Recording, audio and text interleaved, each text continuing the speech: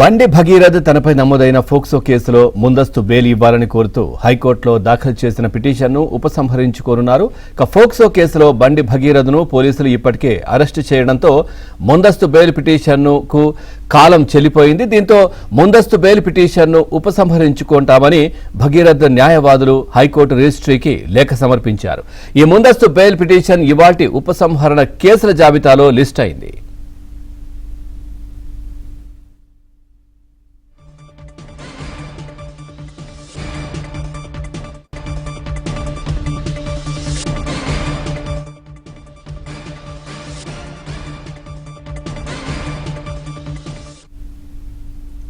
చూస్తున్నాం, బండి భగీరథ్ తనపై నమోదైనటువంటి ఫోక్సో కేసులో ముందస్తు బెయిల్ ఇవ్వాలని కోరుతూ హైకోర్టులో దాఖలు చేసిన పిటిషన్ను ఉపసంహరించుకోనున్నారు.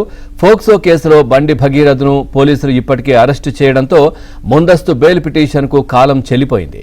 దీంతో ముందస్తు బెయిల్ పిటిషన్ను ఉపసంహరించుకుంటామని భగీరథ్ న్యాయవాదులు హైకోర్టు రిజిస్ట్రీకి లేఖ సమర్పించారు.